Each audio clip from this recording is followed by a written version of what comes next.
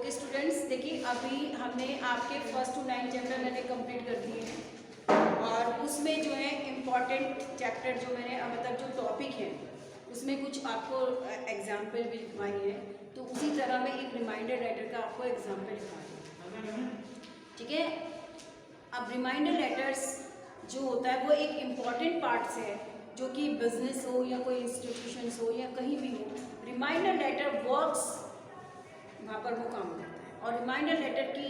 जो है नीड्स है वो टाइम टू टाइम कहीं ना कहीं किसी भी डिपार्टमेंट में पड़ती है। अब जो रिमाइंडर लेटर्स है, रिमाइंडर का मतलब होता है आपको याद दिलाना, इसको बोलते हैं अनुस्मारक पत्र, इसको बोलते हैं अनुस्मारक पत्र।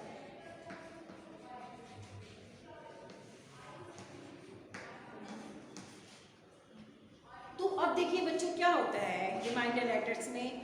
हर तरह के रिमाइंडर लेटर्स होते हैं, अलग अलग चीज़ के रिमाइंडर्स होते हैं। कोई ऑर्डर, अगर हमें कोई हमारा ऑर्डर है, अगर मैंने आपको पहले भी जब बताया था इसका रिमाइंडर लेटर्स में कोई ऑर्डर है, अगर किसी भी कारण से वो टाइम पर जो है डिलीवर नहीं होता है तो उसको याद दिलाने के लिए हम जो है रिमाइंडर लेटर्स रखते हैं। लेकिन जो रिमाइंडर लेटर्स है, मैं जो आपको एग्जाम्पल लिखवाने जा रही हूँ वो मैं लिखवाने जा रही हूँ पेमेंट का, क्योंकि कई बार ऐसा होता है कि जो पेमेंट से रिलेटेड जो रिमाइंडर्स लेटर है, क्योंकि कोई भी किसी भी अगर हम ऑर्डर भी अगर किसी चीज़ का ऑर्डर भी देते हैं तो यानी कि हमें वी हैव टू पे फॉर इट, दैट हमें उसके लिए पे करना पड़ेगा, पैसे देने पड़ेंगे, चाहे हम मंगाएं या भेजें। ऑर्डर मंगाते हैं तो पेमेंट देना पड़ेगा और भेजते हैं तो भी हमें पेमेंट चाहिए। तो इसलिए कि कई बार ऐसा होता है कि किसी भी डिपार्टमेंट में, चाहे वो गवर्नमेंट डिपार्टमेंट है, चाहे वो स्कूल डिपार्टमेंट है, चाहे वो इंस्टीट्यूशन है, ऑर्गेनाइजेशन है, जो भी डिपार्टमेंट है, अगर वो किसी उनकी कोई यानी कि कोई उनका कोई ऑर्डर वगैरह होता है या जा भेजते हैं, एक्सपोर्ट इम्पोर्ट कुछ भी करते हैं, तो उसके लिए कई बार ऐसा होता है कि जो पेमेंट से रिलेटेड होता है, क्योंकि जो पेमेंट का जो जहाँ तक मैटर है कि कहीं ना कहीं उसमें जो है देरी हो जाती है, या हम किसी को कर्ज देते हैं, हम अपने फ्रेंड सर्किल में, अब मान लीजिए किसी फ्रेंड सर्किल में अपने कर्ज दे दिया, मतलब कुछ पैसे दे दिए उधार उसको 2-3 हज़ार रुपये, अब वो कहते हैं बोलते हैं विद इन 1 वीक हम उसको रिटर्न कर देंगे, लेकिन 1 वीक में वो रिटर्न नहीं करती, तो फ़ोन पे या फेस टू फेस हम उनसे मिलते हैं तो उनको बोल देते हैं, याद दिला देते हैं कि देखिए 2-3 हज़ार रुपये तुमने एक हफ्ते के देने में वादा किया था, आप दिया नहीं, आप दे दो। लेकिन जब वहाँ एक ह्यूज अमाउंट होता है, एक बहुत बड़ी रकम होती है, और जब वो दे दी जाती है और जब हमें किसी से लेनी होती है और उसको ड्यू डेट्स भी हमने बता दिया होता है कि आपको इस डेट तक जो है आप हमें भेज दीजिएगा, वो नहीं भेजते हैं, तो आप उसको एक रिमाइंडर लेटर भेजते हैं कि भाई आपने वो हमारा पेमेंट अभी तक क्यों नहीं भेजा, चाहे वो हमारी जैसी भी रिक्वायरमेंट है, कैश है या ड्राफ्ट है या आप जो चेक है। लेकिन क्या होता है कि विद इन उसमें रिमाइंडर लेटर की एक वो इन्होंने एक बताई थी नेचर की, वो आफ्टर 10 डेज बाद फिर सेकेंड रिमाइंडर लेटर जाता है, तो यानी कि फिर उसको आफ्टर 10 डेज फिर उसको रिमाइंड कराएंगे कि आपने ऑर्डर मतलब पेमेंट क्यों नहीं भेजी। तो पेमेंट जो एक ये जो वर्ड है पेमेंट, पेमेंट से रिलेटेड बहुत सारे रिमाइंडर लेटर्स की मैंने देखे कि अलग अलग जो नेचर होती है रिमाइंडर्स लेटर की, उसमें पेमेंट्स का हर जगह जो है एक मतलब उसको मोस्टली जो लेटर्स देखे हैं उसमें पेमेंट्स का ज़्यादा होता है, पेमेंट से रिलेटेड ज़्यादा से ज़्यादा रिमाइंडर लेटर्स होते हैं। तो आप लोगों को क्या करना है, रिमाइंडर लेटर्स का फॉर्मेट मैंने प्रीवियस आपको उसमें वीडियोस में बता दिया है कि रिमाइंडर लेटर्स हम कैसे लिखेंगे, आपको फॉर्मेट पता है, सेंडर रिसीवर्स, जो भी सैल्यूटेशन, मेन बॉडी, सब्सक्रिप्शन वगैरह सब कुछ होता है। मैं आज को आपको जो एग्जाम्पल लिखवाने जा रही हूँ रिमाइंडर लेटर का स्टूडेंट्स, तो मैं केवल आपको मेन बॉडी यानी कि जो मेन मैटर है पेमेंट से रिलेटेड जो आपको लिखना है वो मैं आपको लिखवा रही हूँ, सेंडर रिसीवर वगैरह आप लिख लीजिएगा, क्योंकि एक प्रॉपर मैं नहीं लिखवा रही हूँ, क्योंकि एग्जाम में किस रेफरेंस से आपको रिमाइंडर लेटर लिखने के लिए दिया जाए वो उसी समय आपको पता चलेगा। तो रेफरेंस रिमाइंडर लेटर में दे रखा होगा, आप उसी रेफरेंस के बेस पर रिमाइंडर लेटर राइट कर दीजिएगा, लेकिन जो उसकी लैंग्वेज होगी, किस लैंग्वेज में आप पेमेंट्स से वो लिखेंगी, तो वो चीज़ मैं आपको लिखवा रही हूँ। तो ना मैं सैल्यूटेशन, ना सेंडर रिसीवर कुछ नहीं लिखवाऊंगी, केवल जहाँ से हम स्टार्ट करेंगे वो सारा मैटर मैं आज आपको लिखवाने जा रही हूँ, तो उसको आप नोट कर लीजिएगा। Example number 1 reminder letter. Reference according आप रेफरेंस साइंस जो लिखेंगे बच्चों वो सब आपके क्वेश्चन के अकॉर्डिंग आएगा, तो आप लिख लीजिएगा। मैं बस केवल आपका वो स्टार्ट करने जा रही हूँ कि कहाँ से कैसे आपको सब्जेक्ट से मतलब लिखवा दें कि सब्जेक्ट आप कैसे स्टार्ट करेंगे। बस after salutation, sir ji madam ji जो भी कुछ है वो आप खुद कर लीजिएगा according to the nature of the question. बस अब मैं आपको वो लिखवाऊंगी, this is a letter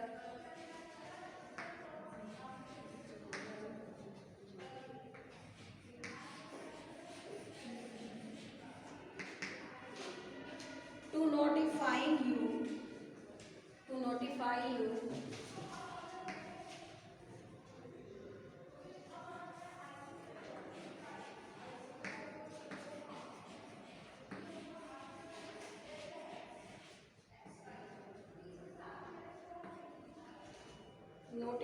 you that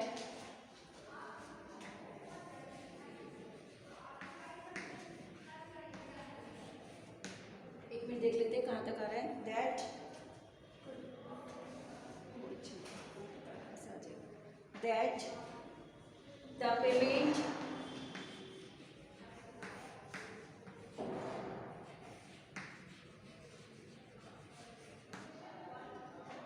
the payment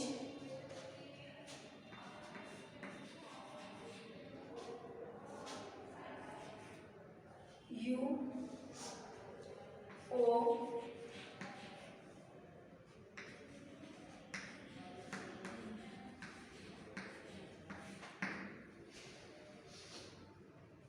was due on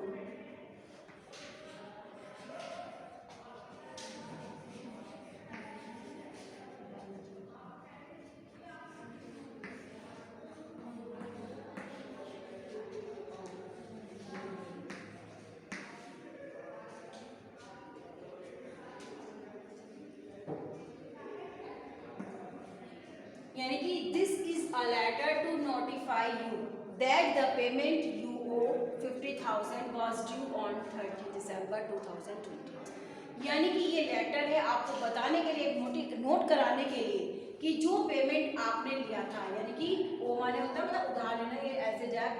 लिया था 50,000, वो आपको 30 दिसंबर की ड्यू डेट्स थी, यानी कि वो आपको देना था।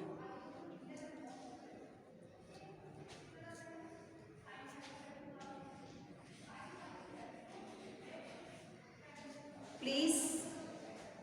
submit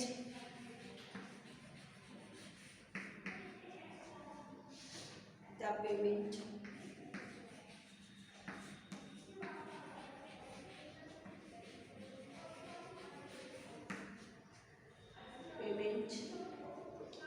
by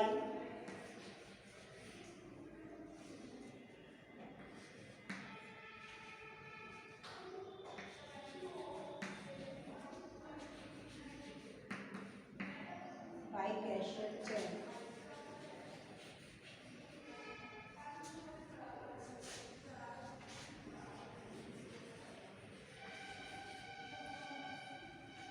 Along with the account number.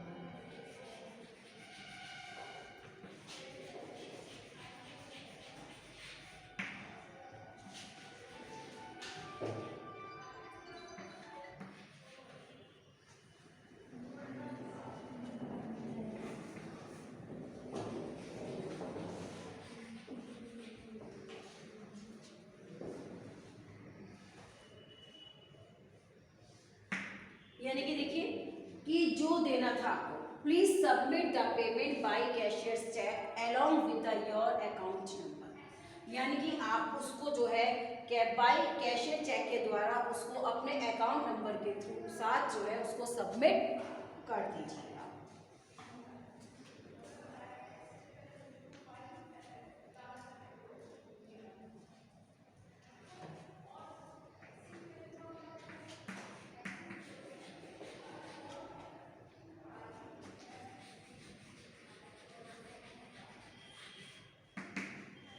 Also attached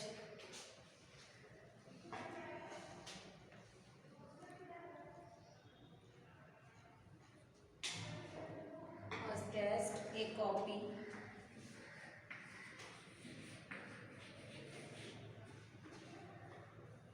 of the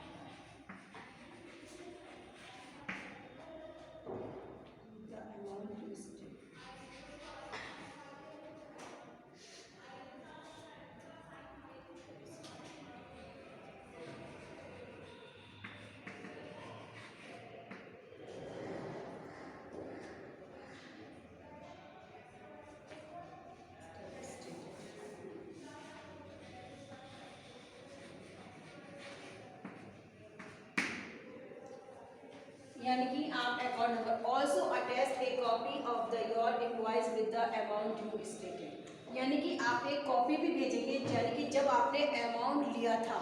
और जब जो डील हुई थी उसकी एक कॉपी भी अटैच कर कर भेजेंगे, यानी कि जो जिस डील पर आपने अमाउंट लिया था वो कॉपी भी आप इसके साथ एक भेजेंगे। Note down this.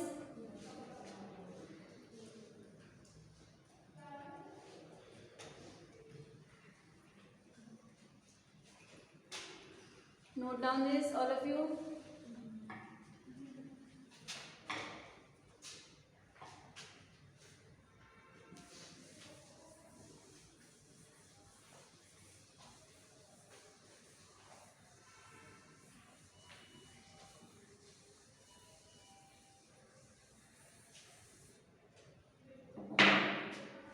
उसी के आगे नेक्स्ट लिखेंगे आप।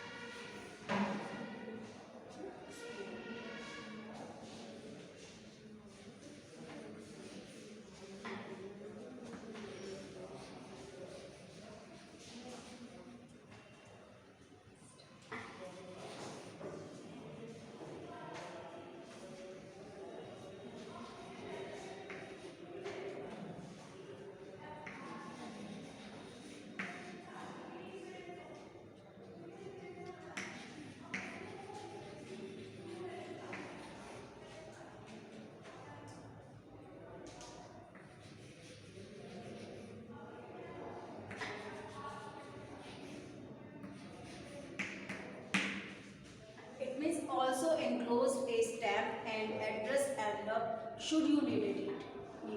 यानी कि आपको एक उसके साथ जो है उस कॉपी के साथ साथ एक स्टैम्प लगा हुआ एनवलप और जिस पर एड्रेस लिखा हुआ हो वो भी आपको भेजना है, क्योंकि इसकी आपको ज़रूरत होगी। तो क्या कि मतलब जो भी आपकी डील हो चुकी है, जो भी है रिसीव लेटर है, तो वो आपको मालूम है, आपने ऐसे लेटर देखे होंगे कि साथ में अटैच कर दिए जाते हैं, है ना, जो भी अटैच कर दिए जाते हैं वो भेज दिए जाते हैं, ठीक है ना। नेक्स्ट पैराग्राफ आप इसी के आगे नहीं लिखेंगे बल्कि नेक्स्ट पैराग्राफ 1/2 इंचेस लेंथ को छोड़कर, इफ यू हैव ऑलरेडी, मैं इसमें काफ़ी कुछ मैटर लिखवा रही हूँ जो कि आपकी प्रॉब्लम नहीं होगी, भी समझाऊंगी लिखने वाले के बाद। ये जो पैराग्राफ लिखवा रहा है,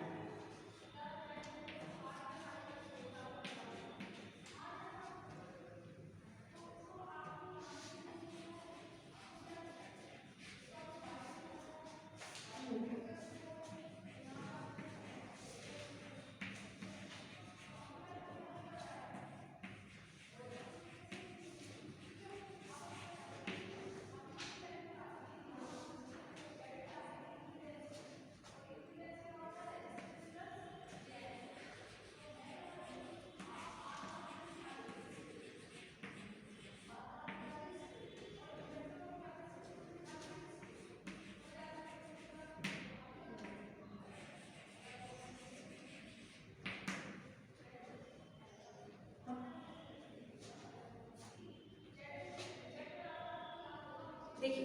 if you have already made the payment please ignore this letter. ये मैंने आपको इसलिए पैराग्राफ ऐड करवाया है कि कई बार ऐसा होता है बच्चों, स्टूडेंट्स, कि कई बार जो है एक ही लेटर, यानी कि इस तरह से जो अमाउंट होता है वो कई डिपार्टमेंट में यानी कि कई लोगों को दे दिया जाता है।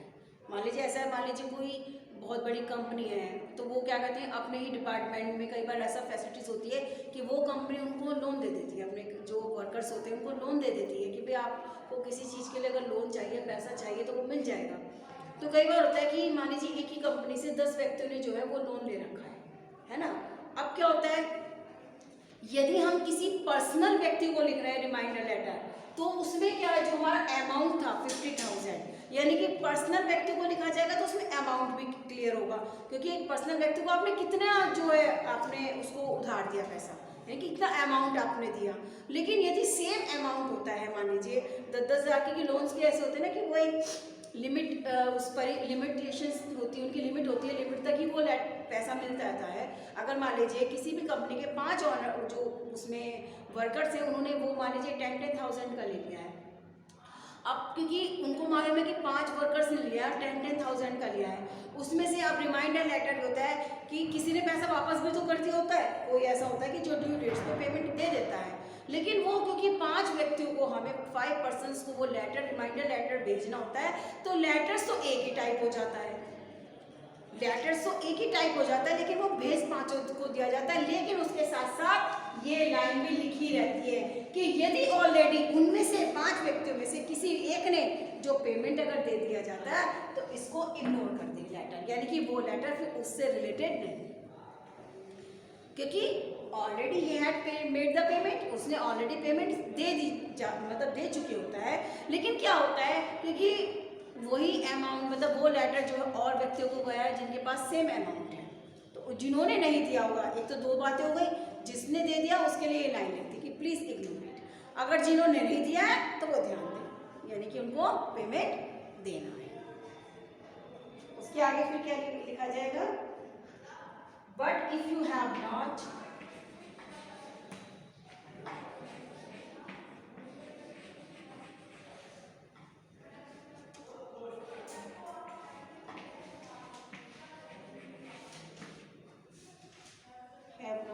yet made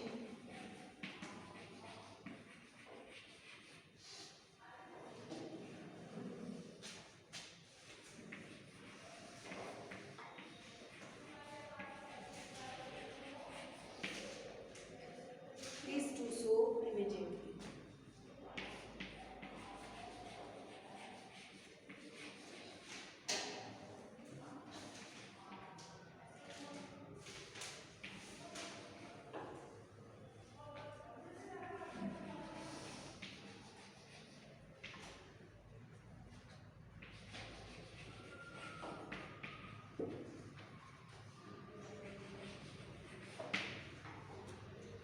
लेकिन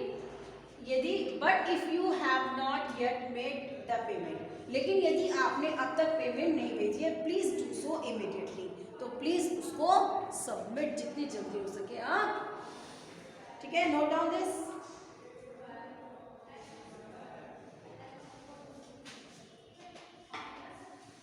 तो ये जो पैराग्राफ है, यानी कि इफ से लेकर और ये इमीडिएटली तक जो पैराग्राफ है बच्चे, इसको आपको लर्न करना है, यानी कि लेटर में, क्योंकि आपको ये चीज़ इस लिखने से पता चल जाता है कि अगर पेमेंट हो चुकी, मतलब इसमें अगर हम ये पैराग्राफ तब लिखेंगे जब एक ही सेम अमाउंट कई व्यक्तियों को दिया गया। अगर कोई पर्सनल उसमें होगा, पर्सनल लेटर होगा और जिसमें अमाउंट दे रखा होगा, अरे किसी पर्सनल एक ही व्यक्ति को जा रहा है, तब ये आप नहीं लिखिए, तब ये आप नहीं करिए, क्योंकि रिमाइंडर ही इसलिए लिखा जा रहा है उनको याद दिलाने के लिए। अगर मान लीजिए, मतलब अगर वो हम एक ही व्यक्ति है जिसने मान लीजिए 50,000 का जो है लोन ले रखा है, अगर उसे हम इस लेटर को भेजेंगे तो हमारी मिस्टेक कहाँ पर है, यानी कि उसने पैसा दिया या नहीं दिया हमें पता ही नहीं, तो फिर लेटर किस बात का भेज रहे हैं, उसको रिमाइंड क्या करा रहे हैं, ठीक है ना, उसको रिमाइंड क्या करा रहे हैं, हमें ही नहीं पता, जब उसने पैसा दिया है तो कब दिया है, अगर एक पर्सनल सिंगल व्यक्ति ने आपसे पैसा लिया है तो आपको तो पता है कि उसने ड्यू डेट्स पे आपको पेमेंट दिया या नहीं दिया, तो उसके लिए तो आप रिमाइंडर लेटर भेजेंगे कि आपने पेमेंट नहीं दिया, आपको भेजना है। लेकिन यदि सेम अमाउंट कई व्यक्तियों को दिया गया है और जब उनको रिमाइंडर लेटर भेजा जाता है तब ये वाला हम लाइन ऐड कर देंगे, क्योंकि उन 10 व्यक्ति में या 5 व्यक्ति में हो सकता है किसी ने लोन वापस कर दिया, क्योंकि लेकिन सिचुएशन ये है कि अब अलग अलग लेटर नहीं भेजा जाता, रिमाइंडर लेटर कि हर व्यक्ति को अलग अलग रिमाइंडर लेटर भेजा जाता है, रिमाइंडर भेजा जाए लेकिन एक ही रिमाइंडर जो है वो उन सब व्यक्ति पर वर्क करेगा। तो इस चीज़ का जो ये लाइन है यहाँ से लेकर यहाँ तक आपको तभी लिखनी है जब हम कोई लोन यानी कि लेने वाले कई व्यक्ति हैं। अगर एक सिंगल पर्सन को दिया जाएगा तब ये लाइन हम नहीं लिखेंगे, क्योंकि सिंगल पर्सन को अगर हम देंगे तो हमें खुद ऑलरेडी पता है कि हमें वो जो है लेटर वो उसने पेमेंट दिया है या नहीं दिया है। Note down this all of you.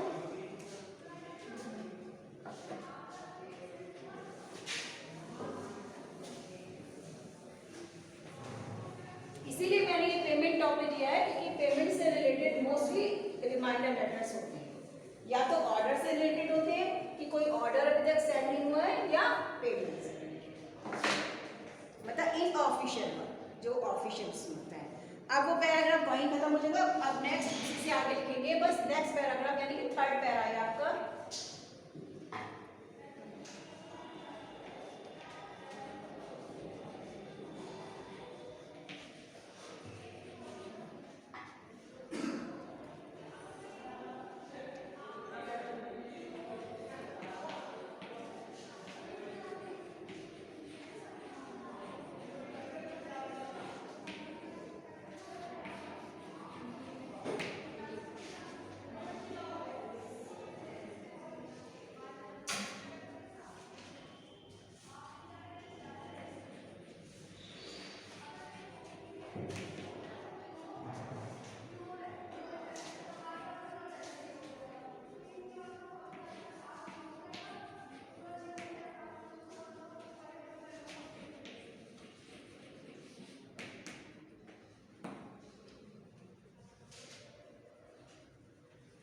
और thank you for making this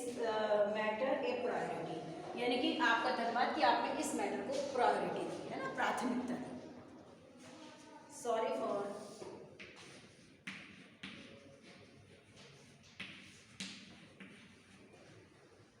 inconvenience.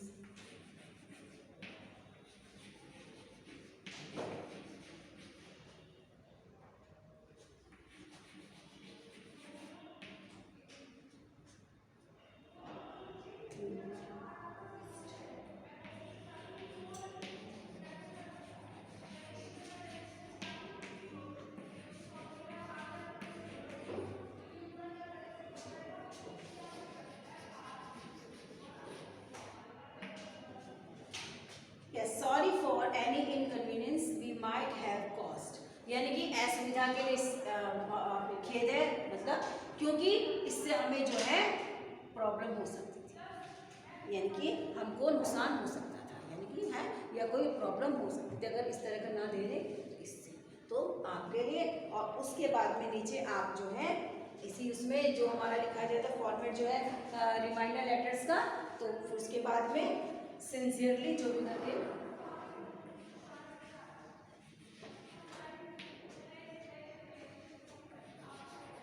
फिर जो भी है आपका सेंडर्स का ना यहाँ पे एड्रेस जो भी मतलब आपका फॉर्मेट में है उसके साइन वगैरह जो है वो आप राइट। और इसके बाद में जब ये हम लोग ये लिख देंगे सिंसियरली के बाद में, उसके बाद में लिख देंगे लिस्ट ऑफ, उसके लिखने के बाद फिर यहाँ पर लिख देंगे नीचे वाला, यानी कि पहले तो वो वाला लिख देंगे फिर नीचे लिख देंगे लिस्ट ऑफ, एक नोट बना देंगे अगर है एनक्लोज्ड डॉक्यूमेंट्स,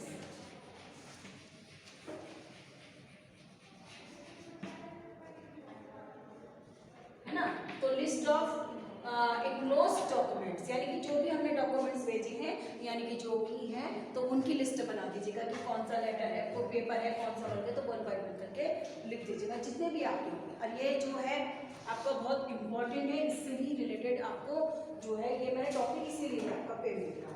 क्योंकि पेमेंट ही ऐसी चीज़ होती है यानी कि जो मोस्टली जिसको का लेना देना किसी बिजनेस में होता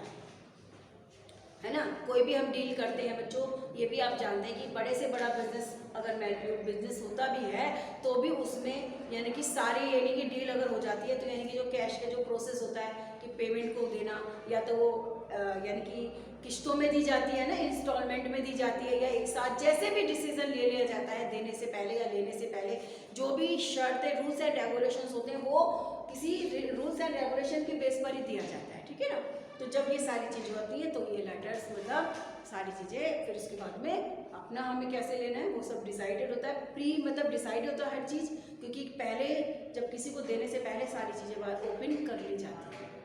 तो ये रिमाइंडर लेटर का मैंने फर्स्ट एग्जाम्पल आपको लिखवाया है कि ताकि आपको इस तरह से रिलेटेड यानी कोई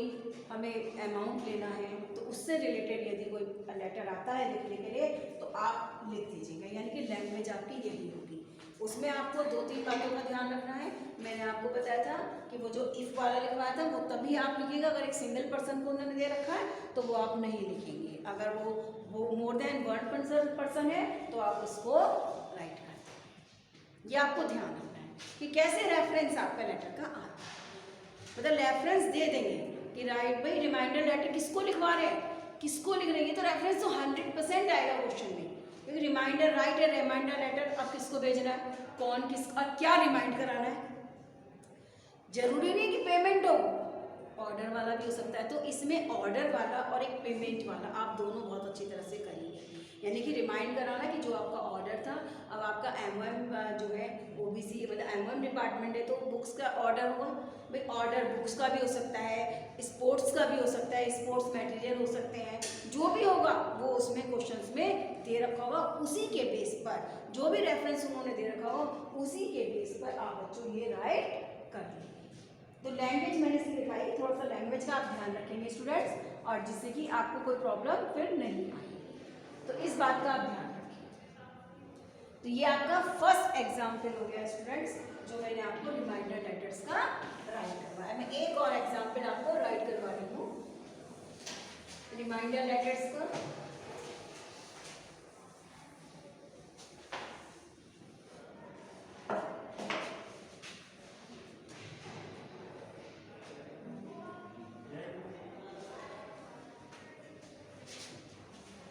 ये भी बहुत इम्पोर्टेंट आपका जो है, ये भी आपका बच्चों बहुत इम्पोर्टेंट टॉपिक है जिस पर कि आते हैं, ठीक है ना, जिस पर कि लेटर लिखने के लिए आती है।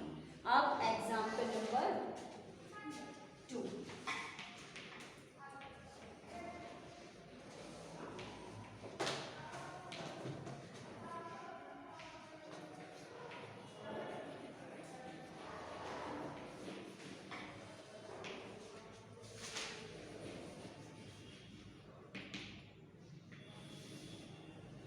अब वो मैं किसमें लिखा रही हूँ, पहले आपको थोड़ा सा बैठ लिखा रही हूँ।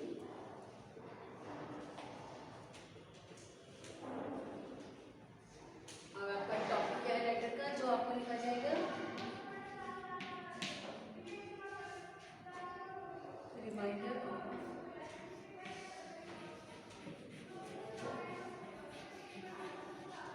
Note down this.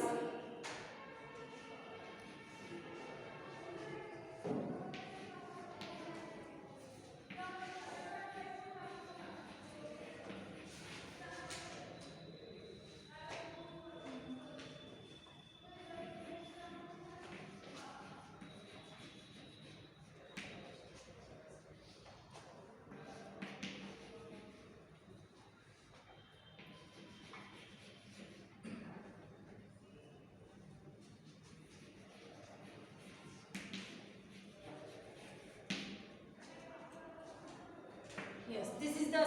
topic reminder of renewal of maintenance contract। यानी कि क्या होता है बच्चों, मैंने इसलिए ये टॉपिक इसको सेलेक्ट क्यों किया कि कभी कभी ऐसा होता है कि मतलब रिन्यूअल कोई चीज़ को, जैसे कोई हमारी जैसे हमारे पासपोर्ट्स हो जाते हैं, पासपोर्ट होते हैं या टिकट होता है या कोई ऐसा डॉक्यूमेंट्स होता है जिसकी एक एक्सपायरी डेट होती है, ठीक है ना, कोई सा भी डॉक्यूमेंट्स हो तो उसकी एक एक्सपायरी डेट होती है और एक्सपायरी डेट के बाद हमें वो चीज़ को रिन्यूअल करवाना पड़ता है, ठीक है ना, उसको एक्सटेंड कराना पड़ता है। तो उस चीज़ के लिए यदि कोई चीज़ हमारी एक्सपायर हो चुकी है या इस तरह से कोई भी कॉन्ट्रैक्ट हो, जैसे मैंने मेंटेनेंस कॉन्ट्रैक्ट लिया है, किसी भी चीज़ का मेंटेनेंस होता है। अब सोसाइटी में भी रहते हैं बच्चों, अब मेंटेनेंस चेक के बारे में तो हम अच्छी तरह जानते हैं कि सीरियल्स ही ऐसे, मतलब जैसे सीरियल्स हैं तो उसमें मेंटेनेंस चेक किया। हर वैसे भी सीरियल्स की बात नहीं है कि इन रियल लाइफ में भी होता है, जो हाई सोसाइटीज़ होती हैं जहाँ पर फ्लैट सिस्टम होता है, मतलब 16 उसके यानी कि 16 मंजिल होती है, कितनी बड़ी बड़ी सारी मंजिल के फ्लैट होते हैं, जैसे गाजियाबाद है या ये नोएडा है, यहाँ जाएंगे देखें तो इसके बाद हमें ये फ्लैट्स ही मिलते हैं। तो हर महीने फ्लैट्स का, हालांकि फ्लैट्स के ऑनर खुद आप होते हैं, खरीद लिया जाता है, लेकिन एक मेंटेनेंस चेक होता है, यानी कि आपको हर महीने यू हैव टू पे दैट मेंटेनेंस चेक, यानी कि वो मेंटेन करने के लिए। अब सोसाइटी में है, हर चीज़ होती है, आपने वो घर तो खरीदा है, लेकिन क्या वो पार्क जहाँ पर बना हुआ है, स्विमिंग पूल बना हुआ है, स्पोर्ट्स के बने हुए, वो तो सब आपने नहीं खरीदे। अब उनको मेंटेन करना, वहाँ की सफाई का है, सब कुछ करना है, गार्डनिंग होती है वहाँ पे सबका, तो उसका एक मेंटेनेंस चेक हर सोसाइटी मेंबर्स को देना पड़ता है। तो इसी तरह से, मतलब मैंने आपको एग्जांपल समझाया कि मेंटेनेंस, कोई चीज़ को रिन्यू कराना, रिन्यूअल दोबारा से उसको स्टार्ट करना, तो वो होता है आपका ये, आपका जो रिमाइंडर लेटर है वो इसी पर है कि reminder of renewal of maintenance contract, यानी कि वो कॉन्ट्रैक्ट खत्म हो चुका है, अब उसको दोबारा रिन्यू कराते हैं। अब इसी का जो है आपको मैंने आपको पहले जैसे बता दिया था, पहले उस लेटर में बताया था आपको स्टूडेंट्स कि हमें क्या करना है, आपको कि जो सेंडर रिसीवर है वो आप सबको अपने आप ही राइट कर देंगे। सेंडर है, रिसीवर है, वो आप अपने आप राइट करेंगे, बाकी जो है आप ये राइट करेंगे।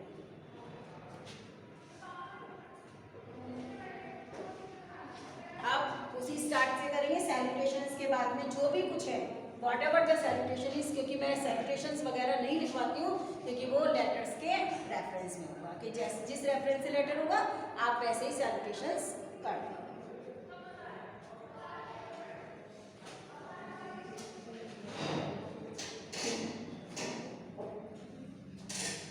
अब इसमें आप यहाँ से स्टार्ट, मतलब सैल्यूटेशंस यहाँ पे आ जाएगा तो उसी के नीचे आओगे।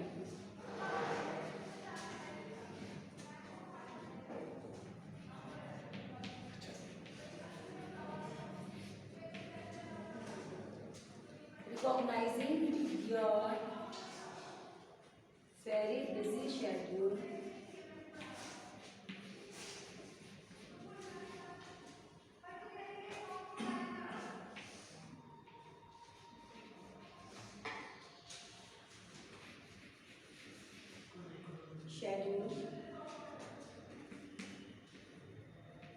onion,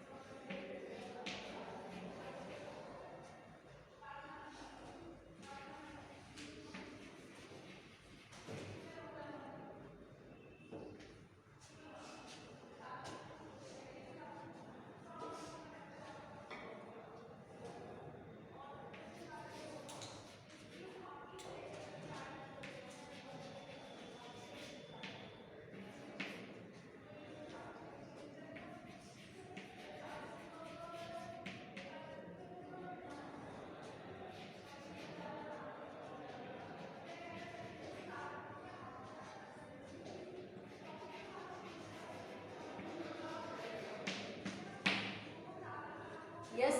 ठीक है। Recognising your very busy schedule, यानी कि ये जो लाइन लिखी जाती है इसलिए कि मतलब ये जानते हुए कि आपका बहुत बिजी शेड्यूल है, हमें एक्स्ट्रा कुछ नहीं, मतलब इस लाइन का मतलब ये हुआ कि हमें पता है, रिकॉग्नाइज का मतलब तो वैसे पहचानना होता है, देखना, लेकिन इसमें हम जानते हैं, I know very well that you are a very busy person, आपका बिजी शेड्यूल है, यानी कि किसी ऐसे कॉन्ट्रैक्टर को, देखो अब आगे समझोगे कैसे, I am sending you this note as a reminder, यानी कि मैं जानती हूँ, हम जानते हैं कि आपका बहुत बिजी शेड्यूल है, उसके बाद भी मैं आपको ये रिमाइंडर का एक नोट भेज रही हूँ to renew your cleaning and maintenance contract. अब मैंने आपका ये इसमें क्यों ये वाला टॉपिक लिया, इसमें कोई सा भी कॉन्ट्रैक्ट आ जाए आपका, क्लीनिंग एंड मेंटेनेंस कॉन्ट्रैक्ट, क्योंकि जो हाई सोसाइटी, मतलब हाई प्रोफाइल सोसाइटी होती हैं, जो बिल्डिंग्स होती हैं, जो बड़े बड़े बिजनेसमैन होते हैं, अब आप उनके देखें, जैसे हमारे उसमें अंबानी है, टाटा बिरला, ये सब, इन सब की अगर ऑफिस वगैरह सब देखो तो हर चीज़ के लिए इनका कॉन्ट्रैक्ट होता है। अब वो जैसी, यानी कि अब कोई बहुत बड़ी बिल्डिंग है, अब यहाँ पर तो बेचारे प्रकाश भैया जैसे हैं वो सफाई वगैरह करते हैं, है ना, तो इनका कॉन्ट्रैक्ट नहीं, ऐसे 4 क्लास में इनको होते हैं, लेकिन जो बड़ी बड़ी होती हैं तो वहाँ पर भी ये कॉन्ट्रैक्ट दिया जाता है, यानी कि आपसे कॉन्ट्रैक्ट है 1 मंथ का या 1 ईयर्स का या 5 ईयर्स का, मतलब जैसे भी हमें लगता है कॉन्ट्रैक्ट दे रखा है मुझे कोई, अब आपको मालूम है कि आप भी अच्छी तरह जानते हैं कि जो बॉडी गार्ड्स होते हैं इनकी भी एक कंपनी होती है कि जहाँ से आप बॉडी गार्ड्स जो है हायर कर सकते हैं, बाउंसर्स, इनको बाउंसर्स भी बोलते हैं, आपको मालूम है बाउंसर्स बोलते हैं इन लोगों को, जो हाई प्रोफाइल में जो मैरिजेस होती है बच्चों, तो वहाँ पर क्या होता है, ये बाउंसर्स हायर किए जाते हैं, इनको बाउंसर्स भी बोलते हैं। बाउंसर्स का मतलब होता है बॉडी गार्ड, यानी कि जो साथ में रहते हैं, जो ऑनर, जो यानी कि कोई हाई प्रोफाइल जो है शादी होने जा रही है जो करोड़ों में होती है, तो उसमें क्या होता है कि जो कैश भी आता है तो वो भी इसी तरह से आता है, तो यानी कि उनकी सेफ्टी के लिए कि कोई उनका सामान इधर से उधर ना हो, तो वो बाउंसर्स हायर किए जाते हैं। तो उसी तरह से क्या होता है, हर काम को एक स्मूथली कंप्लीट करने के लिए कॉन्ट्रैक्ट दे दिया जाता है, यानी कि 5 ईयर्स का, मान लीजिए कोई बहुत बड़ी, बहुत करोड़, मतलब बहुत बड़ी कोई कंपनी है, तो वो सफाई के लिए क्या करती है, कॉन्ट्रैक्ट देती है कि 5 ईयर्स का आपका कॉन्ट्रैक्ट है, किसी को भी भेजिए कि इतनी बड़ी बिल्डिंग है, कितने मेंबर्स इसमें सफाई करेंगे, वो सब आपको देखना है बस, यानी कि हमें तो चाहिए कि हमारी जो कंपनी है वो नीट एंड क्लीन लगनी चाहिए, चाहे वो हैंड टू हैंड वहाँ पर वर्कर्स काम करते रहें, तो उनसे कुछ टाइम के लिए कॉन्ट्रैक्ट कर दिया जाता है। अब कॉन्ट्रैक्ट के बाद यानी कि जो लेना देना होता है, कितने हिसाब से जो पेमेंट होता है वो सब हो चुका होता है, ठीक है ना, उसमें ये नहीं है कि आपका जो है क्या कहते हैं हमें अपनी तरफ से ही कुछ करना है, वो सब कुछ हो चुका होता है, तो क्या करना होता है, तो उसका जो कॉन्ट्रैक्ट है मान लीजिए खत्म हो चुका होता है, एक कॉन्ट्रैक्ट खत्म हो चुका है, अब मैंने तो केवल आपको यहाँ पर सब्जेक्ट दे दिया क्लीनिंग एंड मेंटेनेंस से रिलेटेड, लेकिन कॉन्ट्रैक्ट किसी भी चीज़ का हो सकता है,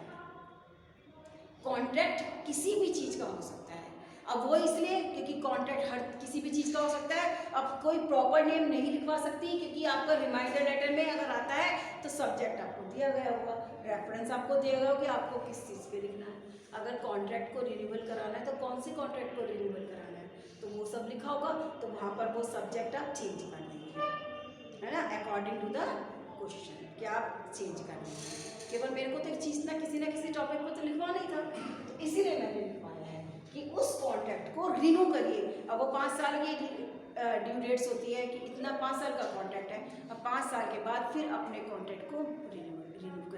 रिन्यूअल करिए, या कभी ऐसा होता है कि उस कॉन्ट्रैक्ट जिससे हमने कॉन्ट्रैक्ट करा हम उसके काम से खुश नहीं,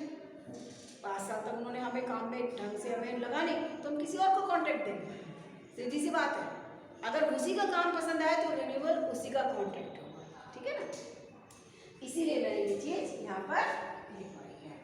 तो आप ये इस चीज़ को नोट करिए,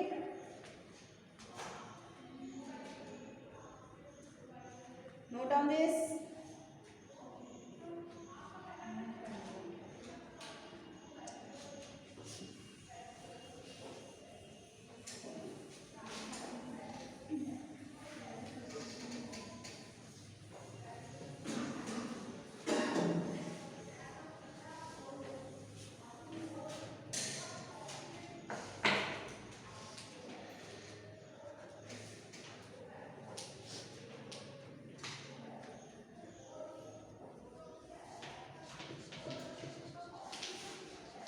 ठीक है, आप लिखना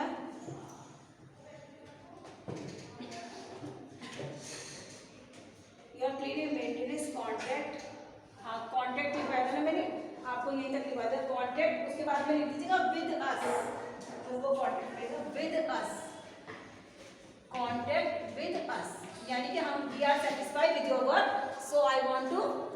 रिन्यू योर कॉन्ट्रैक्ट। ठीक है, contract us with us, I hope you have been more than satisfied, I hope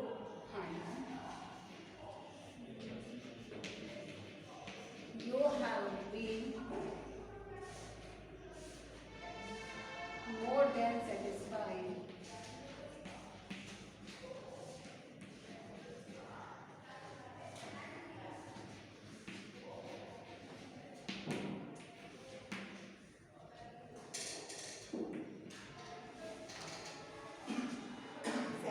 with our service,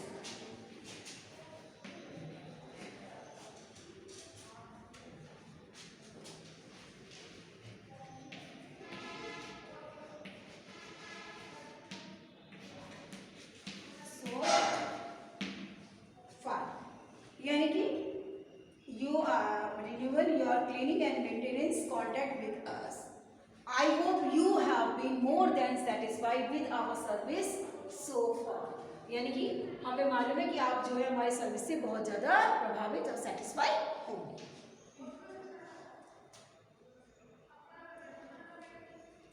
अब next line,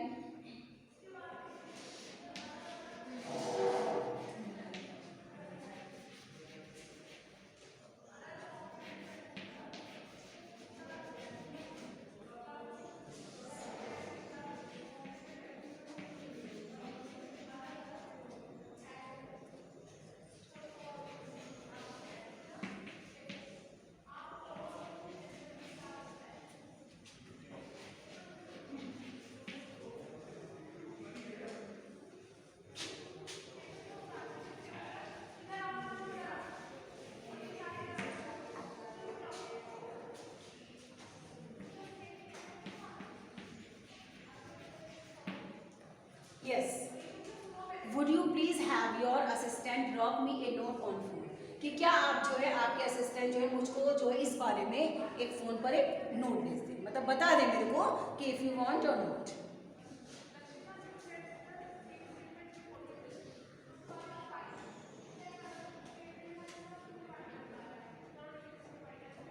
on phone,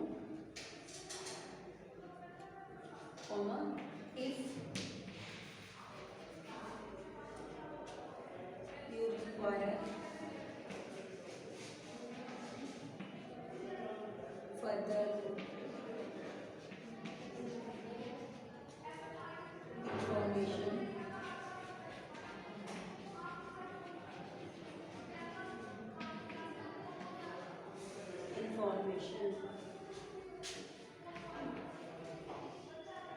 I'm sincerely looking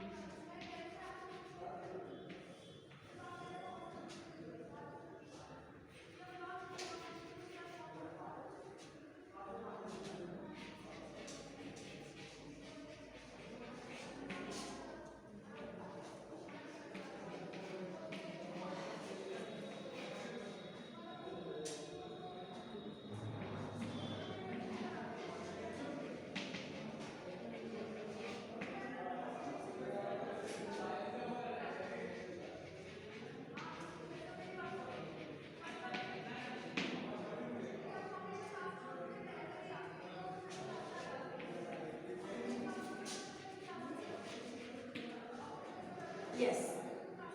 तो एक छोड़ दी, if you require further information I am sincerely looking forward to receiving your renewal. ठीक है, उसके बाद में विद रिगार्ड्स वगैरह जो भी मतलब रिगार्ड्स से यानी कि नेम आ जाए या टर्मिनेशन आ जाए, जो भी है, कि मैं जो हूँ